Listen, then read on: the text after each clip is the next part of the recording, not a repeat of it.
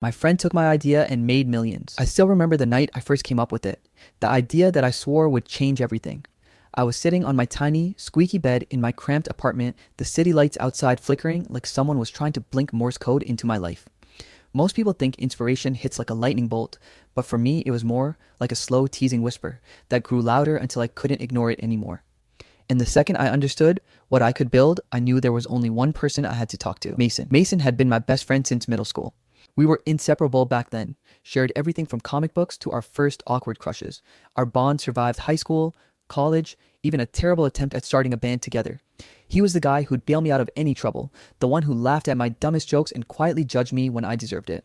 Honestly, I trusted him more than I trusted anyone in the world. That night, I called him up, the excitement practically vibrating through my voice. Mace, you gotta come over. I've got something big. Like, life-changing big? He was at work, a typical 9 to 5 job that he hated but claimed he tolerated for the experience. Still, he dropped everything, muttering something about overtime being overrated, and arrived at my apartment 30 minutes later. When he walked in, I could see it immediately.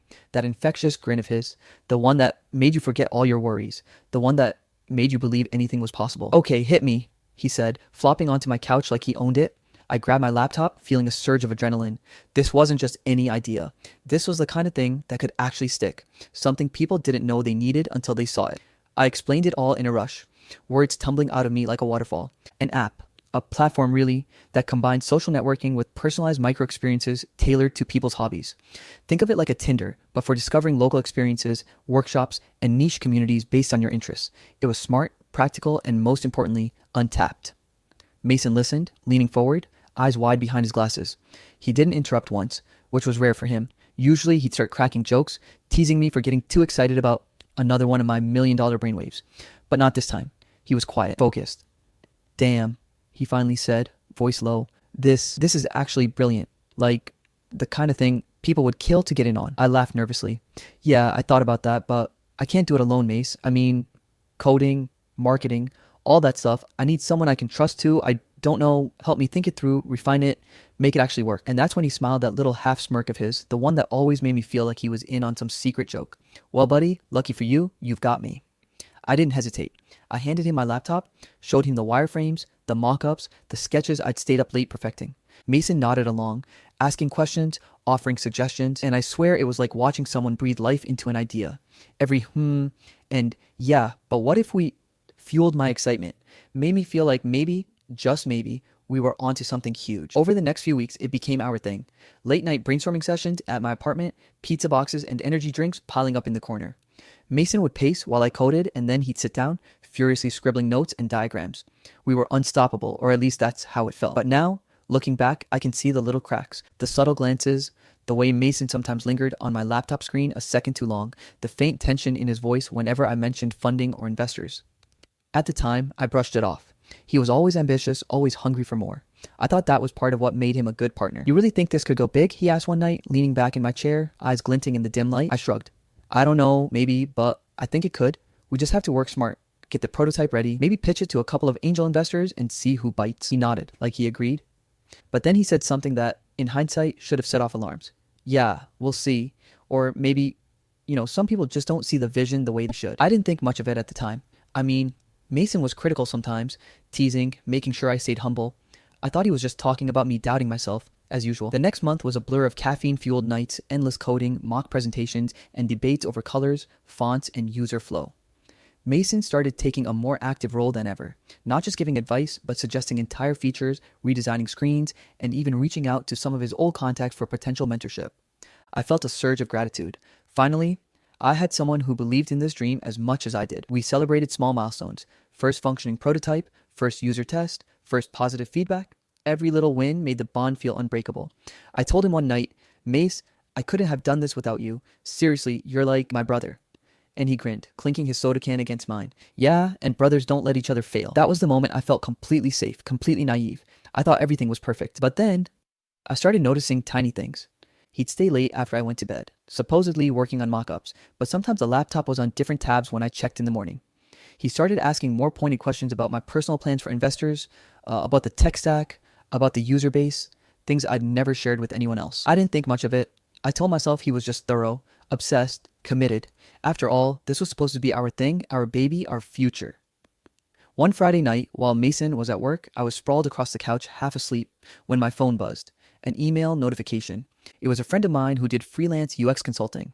He casually mentioned seeing a similar app launching in a beta test soon, with features strikingly like mine. I laughed nervously at first. Coincidence, I told myself. But the gnawing feeling didn't leave. That weekend, I mentioned it to Mason while we were reviewing user flows. Yeah, probably just some random startup testing the waters, he said, but I swear there was a flicker in his eyes, a flash of something that made my stomach twist. Maybe curiosity? Maybe calculation? I wanted to believe him. I needed to believe him. Weeks passed, and I naively trusted him more than ever. I shared investor contacts, my full roadmap, potential launch strategies, everything. Mason nodded along, always supportive, always the voice of reason. I felt like the luckiest person alive. Finally, someone I could truly trust to take my dreams seriously, someone who wouldn't screw me over. But I was wrong, because behind that grin, behind those carefully chosen words, Mason had started doing something I never expected. I didn't know at the time, but he was secretly researching how to execute this idea on his own. Nights spent on his laptop after work weren't just helping me refine the prototype, they were laying the groundwork for his own version. He was learning about funding, legalities, marketing strategies, all behind my back. Every late night brainstorm I thought we were doing together was really just a cover for him to understand how to build my idea from scratch without me. I didn't suspect a thing. Not yet. Looking back, the signs were there, subtle, almost laughably obvious, the too eager questions, the little jealousy when I mentioned my coding progress, the way he sometimes dismissed my suggestions with a polite, interesting, maybe there's a better way. At the time, I chalked it up to him being thorough. But now, I can see the foreshadowing in everything. Every shared laugh, every high five, every night spent working shoulder to shoulder. They were the calm before the storm. That's the cruelest part about betrayal, isn't it? It sneaks up on you when you're too busy trusting, too busy believing in the good of someone you've known your entire life. I went to bed that night, exhausted but happy, imagining the launch party we'd have, the investors lining up, the press coverage, the celebration of finally seeing our idea come to life.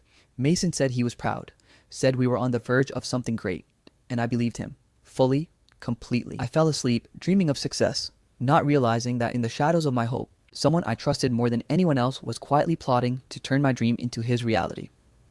And that, friends, was the beginning of the end. I should have known something was wrong the moment I saw the first ad. It started like any normal Thursday. I woke up groggy, bleary-eyed, my brain still half dreaming about the pitch deck I'd been tweaking the night before. I grabbed my phone, scrolling through notifications before even sitting up. Usually it was the usual. Emails from clients, a few messages from friends, spam ads.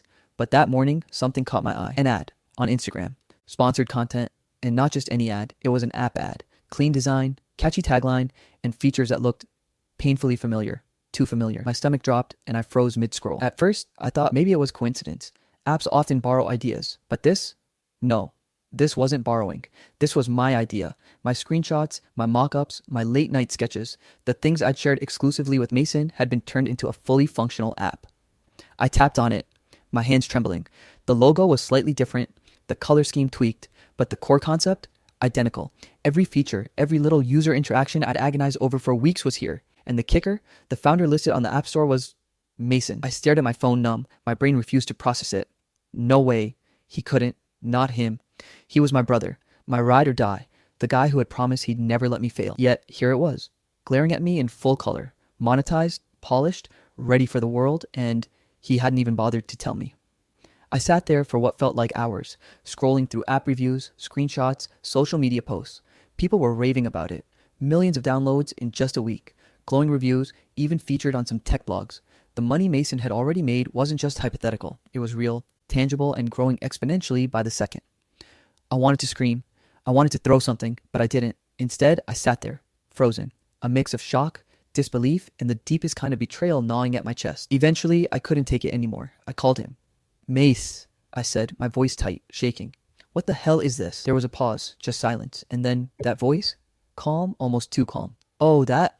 It's just a project I've been working on. You know, inspiration comes from everywhere. I blinked. Inspiration? Mason. These are my wireframes, my designs, my idea. We worked on this together. What the hell do you mean inspiration? There was a laugh, a casual, almost dismissive laugh that made my stomach churn. Look, I didn't steal anything. You've always got big ideas, man. I just executed mine first. I wanted to throw my phone across the room. My hands curled into fists. Executed?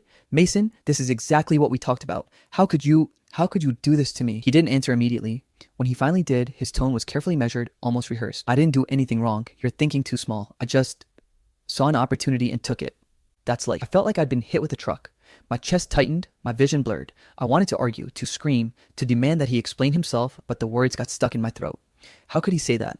How could he justify this? I hung up, heart racing, my mind was spinning. I tried calling a few friends just to talk, but even they seemed hesitant. Mason, are you sure? Maybe it's a coincidence? One friend said.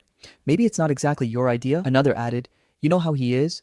Maybe you're overreacting? Overreacting. The word stung. The people I thought would have my back were already doubting me. Mason had managed to twist the narrative before I even had a chance to speak.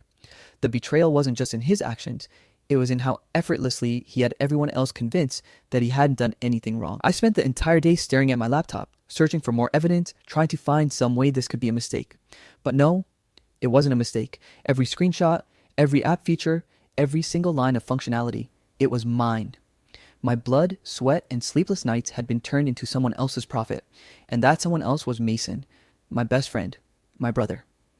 I called him again that evening, hoping, praying for a different reaction. Maybe he'd admit it, apologize, tell me it was a misunderstanding. But the voice I heard on the other end crushed that hope instantly. Look, I don't want drama, he said smoothly. I'm making moves. You should focus on your own projects instead of whining about mine. I felt my hands shake as I hung up. Whining? He was monetizing my dreams while pretending I was the one being unreasonable. The weight of the betrayal was suffocating. I couldn't eat, couldn't focus. Every little thing reminded me of him.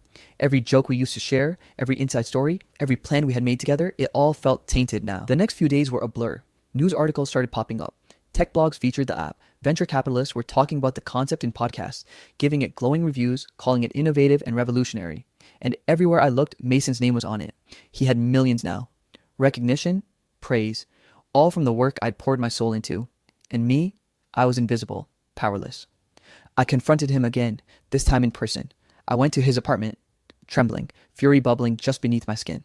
Mason, look me in the eye and tell me you didn't steal my idea, I demanded, my voice sharp. He shrugged, leaning casually against his kitchen counter. Steal? I don't see it that way.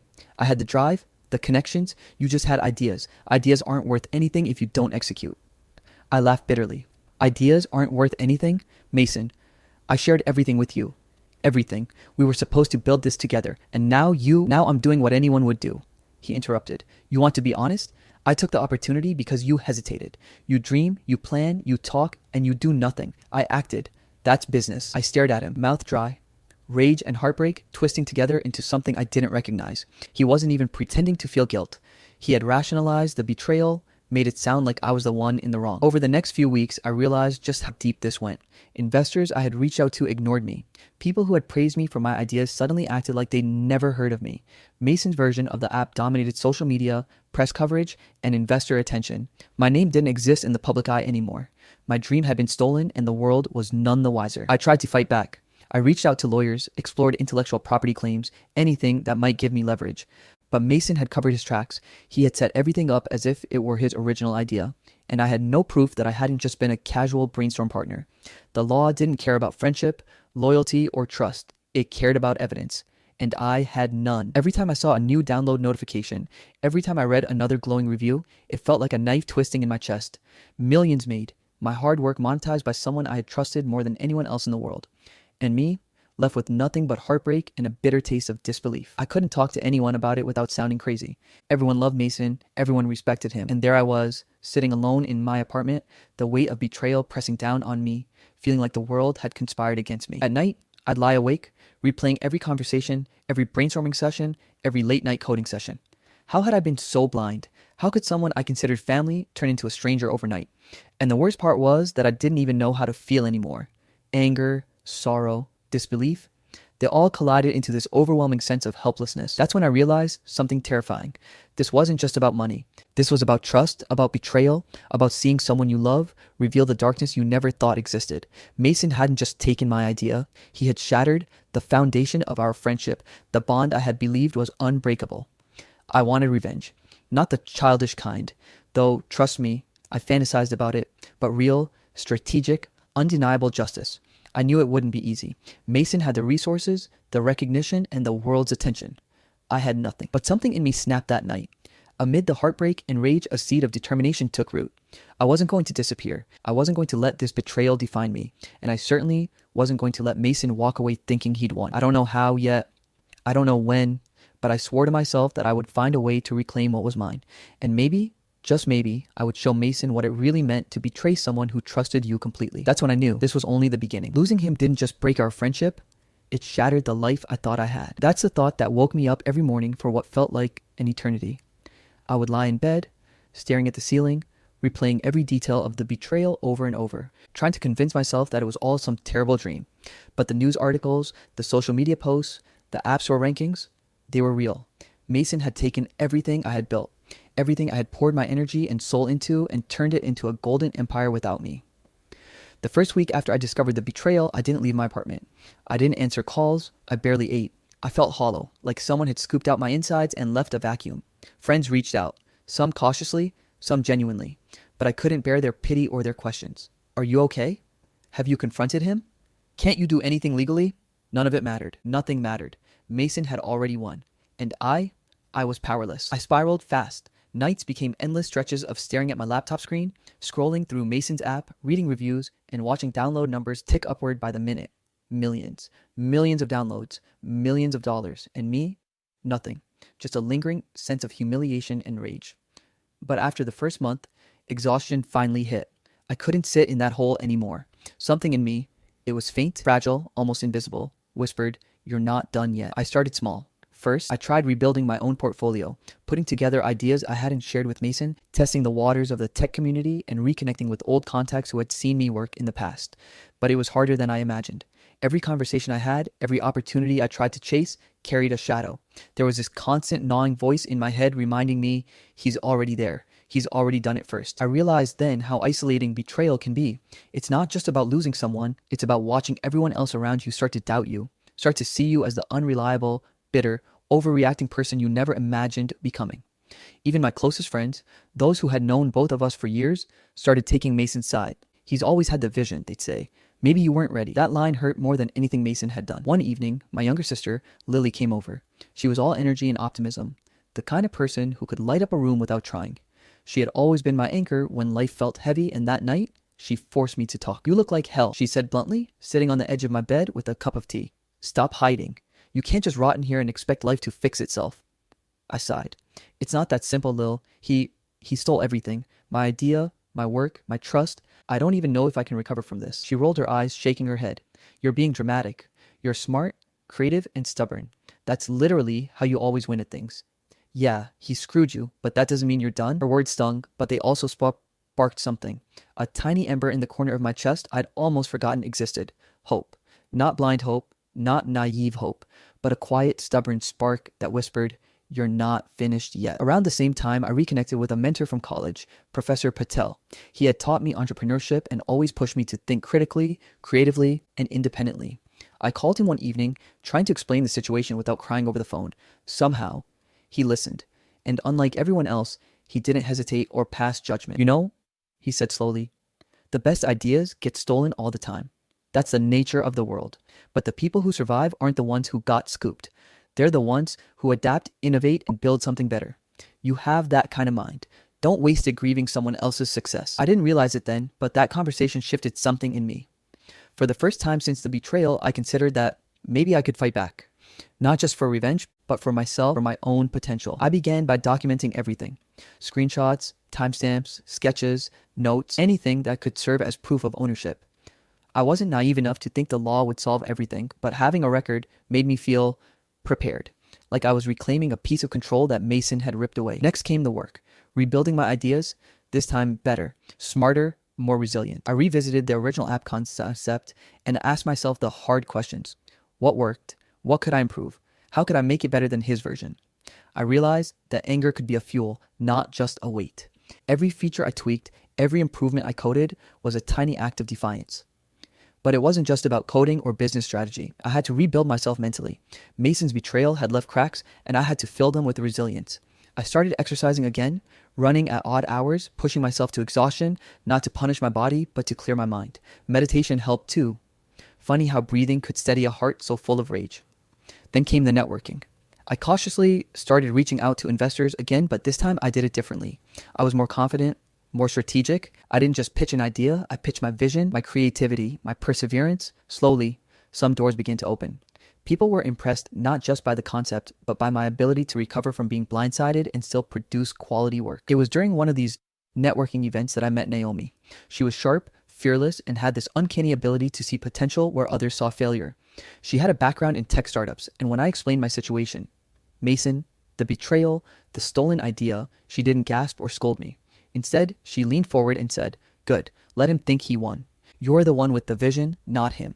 Let's make sure the world sees it too." Her confidence was infectious. She helped me analyze Mason's app, identify weaknesses, and brainstorm ways to improve upon my original concept. With her guidance, I began drafting a new version. More robust, more user-friendly, and smarter than the first. I could feel the spark of hope grow into something tangible, something I could almost touch. But rebuilding wasn't easy. Every success was tinged with memories of Mason. Every idea I refined, every small investor interest I generated, came with the shadow of what could have been if I had trusted him differently. And yet, slowly, painstakingly, I began to reclaim pieces of myself. I also started to confront the darker truths about friendship and trust. Mason's betrayal taught me that not everyone who smiles at you has your best interests at heart. It was brutal, but necessary. I had to accept that human nature wasn't always fair or kind, and that sometimes survival meant being smarter, faster, and more self-reliant than the people around you. Still, amidst the heartbreak and frustration, there were moments of quiet triumph. The first time a beta tester told me, "This is amazing, even better than the other app," I felt a warmth I hadn't felt in months. The first time Naomi and I brainstormed a feature that Mason's version couldn't replicate, I smiled like I hadn't smiled in weeks. And the first time I drafted a pitch deck that felt stronger than anything I presented before, I realized something crucial. I was no longer the same person who had trusted blindly. I was sharper, tougher, and more determined. At night, I would lie awake, thinking about Mason, about the betrayal, about the life I had lost, and then I would shift my focus. I wasn't going to let anger consume me. I wasn't going to dwell on what he had taken. Instead, I asked myself, what can I build now that he can't touch? What can I create that will be mine alone? I won't lie, there were moments when despair still hit me.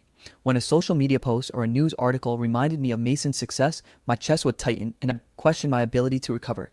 But each time, I reminded myself that he had only one chance at this. I had countless chances to prove myself, to innovate, to rise from the wreckage he had left behind. And slowly, piece by piece, I began to feel like myself again. Not the naive, trusting version who had handed over an idea without thinking twice. Not the devastated, powerless version who had sat in darkness for weeks, but a new version, wiser, stronger, and driven by a purpose deeper than just financial gain. I wanted to reclaim my life, my work, my dignity. And maybe one day I would remind Mason what happens when you underestimate someone who refuses to give up. This chapter of my life wasn't over. I was still hurt, still angry, still processing the betrayal, but the first steps toward rebuilding had been taken. And that spark of hope, the tiny ember that had refused to die, was growing into a fire. Because no matter what Mason thought, no matter how far ahead he was, I wasn't done. I would rise again. I would fight again. And when that day came, I wouldn't just reclaim my dream, I would surpass it. I realized I didn't need his permission to take back what was mine. It hit me one night, lying awake after another long day of coding and strategizing. I had been waiting for permission that would never come. Mason would never admit he'd done wrong. He would never hand back what I had lost. And the world wasn't going to intervene on its own. If I wanted justice, if I wanted my life, my idea, my dignity back, I had to take it myself. That realization was both terrifying and liberating. Terrifying because I was about to step into a fight I had no formal training for, armed only with brains, determination, and a shred of legal knowledge. Liberating because for the first time in months, I felt a spark of control, a sense of power that Mason couldn't take away. I started small, cautiously. First, I had to gather information. Mason had built an empire fast, too fast. Something about it didn't sit right with me. The speed of funding, the flawless marketing, the sudden viral buzz, it felt unnatural. I dug deeper. Beta testers, early employees, freelancers he had hired. I started contacting them discreetly, carefully, under the guise of curiosity, research, or potential collaboration. What I uncovered surprised me. Small inconsistencies, missing contracts, ambiguous ownership clauses. Beta testers who had signed non-disclosure agreements but admitted to me that nothing explicitly covered Mason's app in terms of originality. Freelancer designers who vaguely remembered working with someone else on a similar project but hadn't been fully credited. It was messy, but it was a foothold, a crack in Mason's otherwise perfect-looking empire. I began sketching a plan, a multi-layered counterstrike. Not reckless revenge, not public shaming. I wanted something airtight, strategic, undeniable. Step 1, strengthen my own platform. Make it better, smarter, and undeniably mine. Step 2, gather legal, technical and ethical evidence of Mason's shortcuts, misrepresentations, or loopholes he had exploited. Step 3. Prepare to strike when the time was right. I knew this wouldn't be easy. Mason had money, connections, and public trust. He had momentum. I had to be careful, methodical, invisible until the pieces were in place. Every day, I spent hours coding, rewriting features, integrating improvement. Mason's version couldn't replicate without undoing months of work. Naomi was invaluable. She spotted flaws I overlooked, suggested design tweaks, and helped map out a strategy for getting my version into the hands of investors and beta testers without alerting Mason. But information gathering wasn't just technical. I had to be social, subtle. I reached out to Mason's former contacts, people who had left his team quietly, unrecognized, frustrated by his authoritarian style. They were cautious at first, wary of me, but I didn't pressure them. I listened, took notes, learned everything I could. One former employee, Jenna, revealed a goldmine of insight. Mason, he's brilliant at marketing, sure, but sloppy when it comes to contracts and IP ownership. He assumes people won't challenge him. Most won't. He's arrogant. He leaves mistakes in plain sight. Her words resonated. That arrogance, that overconfidence was the opening I needed. Mason believed he was untouchable, and for once, he was wrong. But even with insight, it wasn't simple. Every move I made felt like a risk. Emailing a former freelancer could tip him off. Running code tests on features similar to his could be traced. Even reaching out to investors required careful phrasing. One wrong word and Mason could twist the narrative again. I felt like I was walking a tightrope over a canyon, knowing one misstep could ruin everything. At night, I'd sit at my desk, staring at lines of code, emails, contracts, and notes, trying to see the bigger picture. It wasn't just about getting the app back. It was about proving that trust and hard work mattered, that ambition didn't give anyone the right to take someone else's dreams. Slowly, victories began to surface. A beta tester admitted that certain features in Mason's app seemed derivative of mine. A minor coding error in his app created a loophole we could legally challenge. One of his early investors hinted that Mason had overrepresented his involvement in the app's development. Each tiny victory felt like a spark of hope, a reassurance that I could play this game and win. But danger was always close. One afternoon, while checking an email from a contractor who had worked on Mason's original launch, I realized Mason had somehow accessed the same channel. I could feel my pulse quicken. If he discovered what I was doing, it could all fall apart. I deleted the message, rewrote my strategy, and doubled down on discretion. Every action had to be invisible. Every move had to be precise. The moral tension gnawed at me too. I wasn't breaking laws. I was gathering evidence, preparing a legal and strategic counterattack. But sometimes I caught myself considering riskier tactics, leaking internal emails, public exposure, aggressive confrontation. Each time, I forced myself back. I didn't want to revenge for the sake of revenge. I wanted justice, clean and undeniable, something that would leave no room for Mason to twist the story again. Weeks became months. Naomi and I refined the app, tested features, and prepared a presentation that could rival Mason's pitch decks. I had compiled evidence meticulously. Timestamps, sketches, screenshots, emails, and testimony from freelancers and early testers. It was a mountain of proof, enough that if presented correctly, Mason's version would be exposed not just as a theft, but as ethically and legally questionable. I also began rebuilding my public presence quietly. Articles highlighting emerging innovators, interviews about app development, subtle mentions of projects I had been working on independently, nothing directly attacking Mason, nothing that could be traced back, but enough to start planting seeds. People began noticing my name again. Slowly, quietly, I was reclaiming visibility. But the tension never left. Every step forward carried the fear of discovery, of Mason realizing that I wasn't just lying down and letting him have it all. I remember one night, Naomi and I were testing a feature and she glanced at me, worried. "You're taking a big risk doing this under the radar," she said. "If he finds out, he could retaliate." I shrugged, trying to appear calm, though my chest raced. "Let him. I'm not hiding. I'm planning. And he won't see it coming." By the time we finalized the beta version of the new app, the pieces were in place. I had a platform ready to launch, legal loopholes identified, early testers lined up, and a network of supporters quietly backing me. The first spark of empowerment had transformed into something far stronger. Confidence. I wasn't just playing catch-up anymore, I was taking control. I remember the night I ran the first full test launch internally. Naomi and I sat side by side, monitors glowing in the dark room. The beta version ran flawlessly. Feedback from testers was overwhelmingly positive.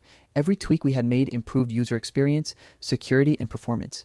Mason's app, for all its early success, had cracks, flaws, and vulnerabilities we had not only addressed, but surpassed. In that moment, I realized something important. Mason's advantage was temporary. Arrogance can only take you so far. Innovation, persistence, and integrity, that last. And I had those in spades. For the first time since the betrayal, I felt something I hadn't felt in months. Control, power, the knowledge that I didn't need Mason's permission, his validation, or even the world's sympathy. I could reclaim what was mine on my own terms, and I would. Every late night, every coded feature, every careful email, every discreet call was a step toward one goal: leveling the playing field. Mason had underestimated me, assumed I would collapse under betrayal and that arrogance would be his undoing. And he was right. In one way, I had collapsed. But then I rose, sharper, smarter, more focused than ever. By the end of that chapter of my life, I had turned the tables in ways Mason couldn't anticipate. The empire he thought was untouchable was starting to show cracks. And I, armed with knowledge, strategy, and relentless determination, was ready to exploit them. This wasn't just about an idea anymore. This was about proving that betrayal could be met with strategy, that deceit could be countered with ingenuity, and that the people who believe they are untouchable often forget one thing: the person they betrayed can come back smarter, stronger, and unstoppable. And I was unstoppable. The day I had been preparing for months finally arrived. I woke up early, heart pounding, mind racing, knowing that every conversation, every legal document, every calculated move had led to this moment. I wasn't nervous in the way people think of nerves. No, this was something heavier. A tense anticipation, like the calm before a storm that could either drown you or sweep you forward with unstoppable force. I had meticulously orchestrated everything. My app was ready for launch, polished, superior in every measurable way. Legal advisors were prepped with a complete dossier: timestamps, sketches, witness statements, and emails from freelancers who had contributed to the project before Mason even thought about going public. The public narrative was subtly primed. Investors, journalists, and beta testers were aware of my innovation, but nothing overt that could be used against me prematurely. And Mason? He had no clue. I walked into the office building where we were scheduled to meet, my steps deliberate, my posture firm. Mason's empire was impressive: sleek glass and steel, buzzing with energy. It was everything he loved: polished, admired, untouchable, or at least he thought so. And it would be the perfect stage for what was coming. He was waiting in the conference room, leaning back in his chair, that arrogant smirk on his face that had haunted my nightmares. "Look at you," he said casually. "I thought you'd given up." I smiled, but it wasn't a friendly smile. It wasn't the grin we used to share over late night coding sessions or brainstorming sessions fueled by pizza and coffee. This was a controlled, deliberate smile, calm and measured. "I almost did," I said, "but I realized something important. You can't steal what's mine and expect it to stay stolen forever." Mason's smirk faltered just slightly, but I didn't give him the satisfaction of noticing. The meeting began formally. Presentations and slides. My advisors and legal team were there. My carefully documented evidence laid out in a way that made Mason's shortcuts, omissions, and ethical lapses undeniable. As I spoke, I could see him squirm subtly in his chair, the first cracks in his composed facade beginning to show. "Everything you've built," I said, voice steady, "was built on someone else's work. Your success isn't innovation, it's appropriation.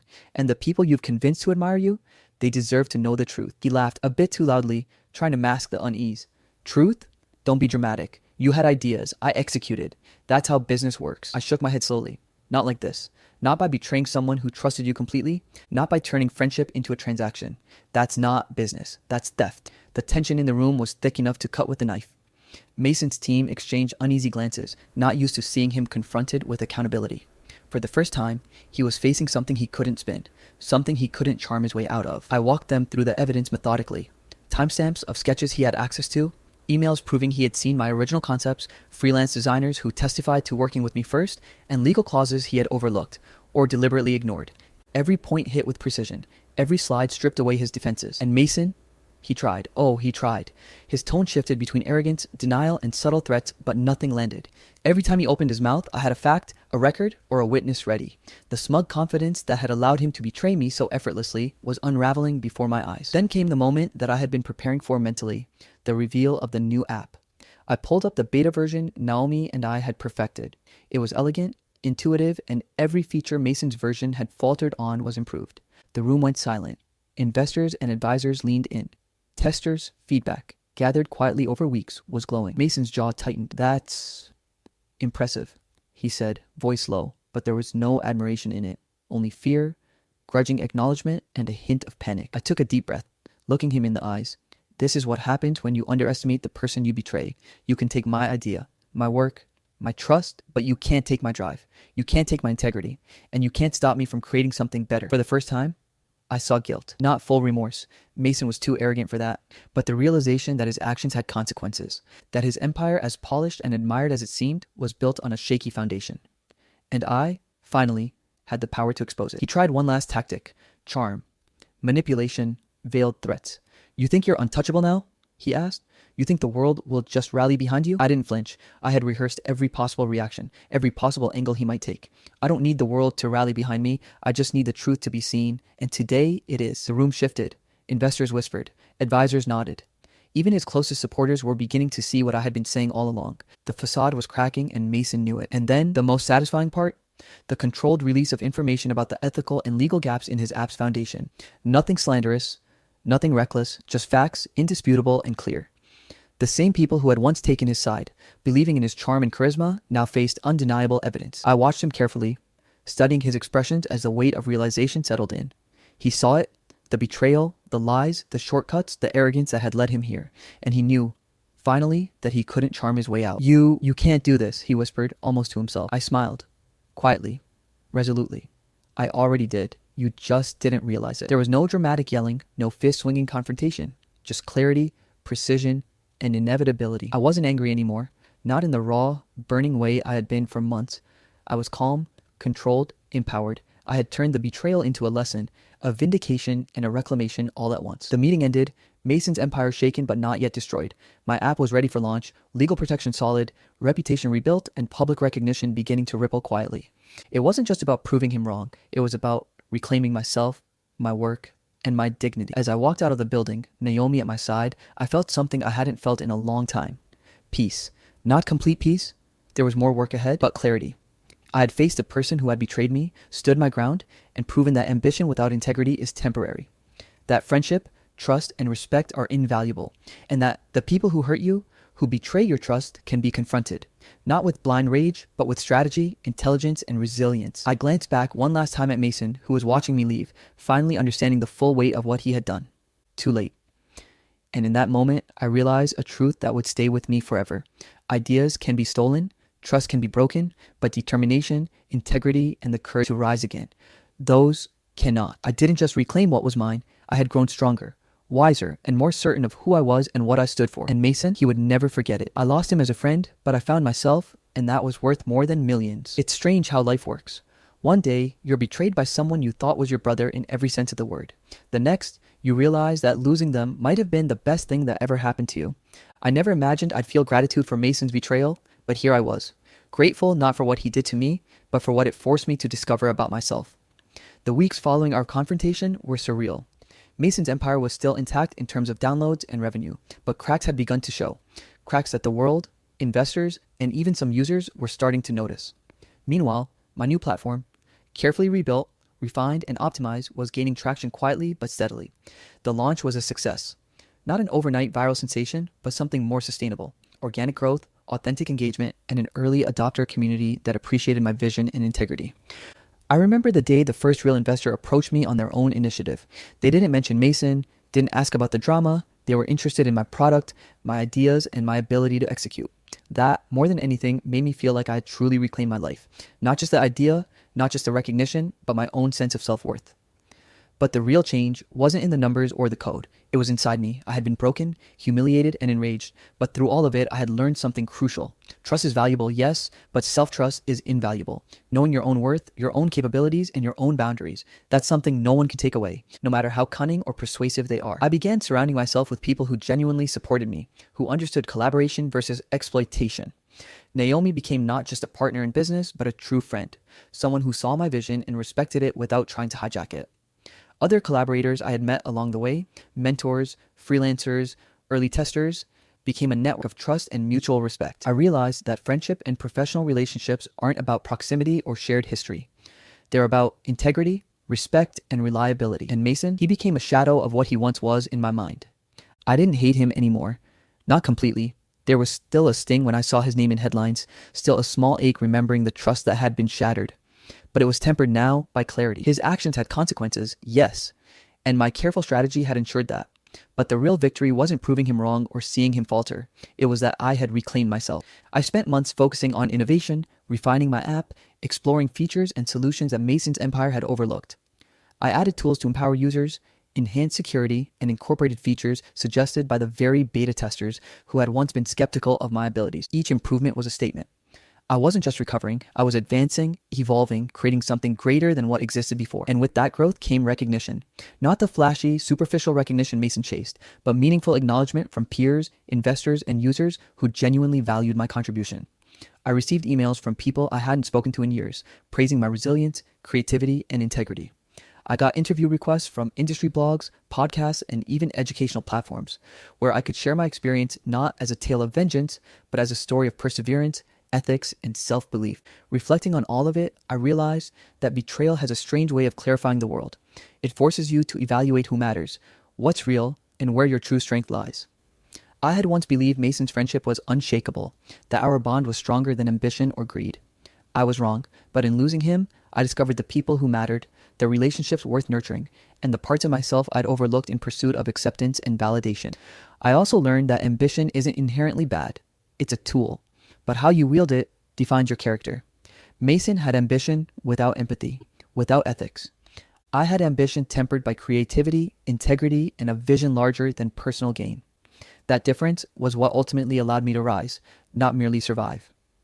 By the time I had stabilized my platform, established partnerships, and secured a healthy user base, I had grown into someone I barely recognized, someone stronger, wiser, and more centered. I could face any challenge because I had faced the ultimate one, betrayal by someone I loved and trusted, and I had emerged not bitter, not vengeful, but focused, determined, and empowered. There were moments of reflection, naturally. I often thought about Mason, about what could have been if our friendship had endured, if trust had been respected. I didn't dwell on it with anger anymore. I used it as a compass, a reminder to choose collaborators carefully, to protect my intellectual and emotional investments, and to never allow someone else's ambition to define my self-worth again. Life outside the betrayal was richer, fuller, more nuanced. I found joy in simple victories. The first positive review of a feature, a heartfelt message from a user, even the quiet satisfaction of finishing a coding sprint without outside interference. I began mentoring young developers and entrepreneurs who had been in similar situations, sharing my experience not to frighten them, but to empower them.